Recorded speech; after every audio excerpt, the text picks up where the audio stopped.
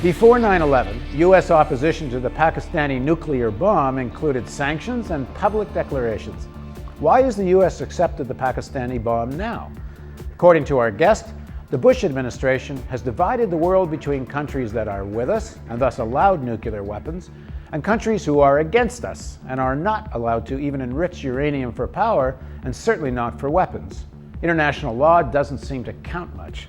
We are joined by Pulitzer Prize nominated author and journalist Johnathan Schell in New York. Johnathan, on television recently, we've seen a lot of talk about the Pakistani bomb and is it secure, is it not secure?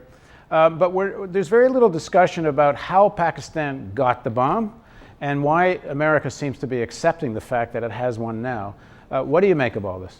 Well, Pakistan got the bomb through the agency of one A.Q. Khan, famous for his proliferation activities. What happened was that he was a metallurgist working in Holland at a European facility for creating enriched uranium. And he stole the secrets from that facility. It's called Urenco. Brought them to Pakistan and was put in charge of the program there for enriching uranium. And that's the story of how Pakistan got the bomb. But A.Q. Khan didn't stop with just giving it to Pakistan. He took those same facilities that he developed and contacts internationally that he was using for parts and materials and so forth, and went into business sort of for himself to found what was a kind of clandestine international corporation of selling nuclear weapons materials for profit. There's information that has been revealed through various investigative journalists that both the Reagan administration and more recently the Bush administration, perhaps to some extent Clinton, certainly knew about a lot of this activities and kind of turned a blind eye. Well, that's absolutely true, and this is a fact of history that's been recorded by some of the people in the CIA who were seeking to call a halt to the A.Q. Khan operations. But the fact was that it was the policy of the United States in that period to befriend and be helpful to Pakistan, which at the time was assisting U.S. efforts to fund the Mujahideen in Afghanistan in the period of the Soviet invasion of Afghanistan. So this idea that if you're with us, you can have a bomb goes back even into Reagan.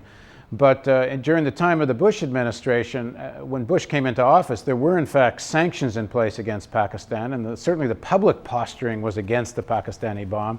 We haven't heard much of that since 9/11. Well, the key event there was, of course, 9/11, and at that time it happened that the head of the Pakistani intelligence, one Mahmoud Ahmed, was in Washington. He was promptly summoned over to the State Department, where Richard Armitage read him the Riot Act and told him that he had to be either 100% with us or 100% against us. Sharif writes in his memoirs, I think the threat was, if you're against us, we'll bomb you into the Stone Age. Well, it's very interesting because just recently there's been an op-ed in the New York Times by Frederick Kagan and Michael O'Hanlon, two hawkish gentlemen, who are suggesting that in the current situation of the breakdown of the Pakistani state, that the United States might have to intervene militarily again in order to get control of Pakistan's nuclear facilities. There was quite a powerful reaction to that from the Pakistani military, who I think said, we have the potential of retaliating. It was virtually a shot across the bow of the U.S. for even speaking that way. Yes, and I think it shows really the sort of desperate straits that the Bush policy that was born on September 11th has arrived at. You know, really what happened back at 9/11 was that Bush muscled Pakistan into lining up with the U.S. in the so-called War on Terror, both in Afghanistan and in its own northern territories. Well, this proved over the years to be a very unpopular policy with the Pakistani public, and so he was gradually sort of a wedge was driven between him and his own public, which has resulted in the coup that we see now that he has launched in his own country to keep himself in power.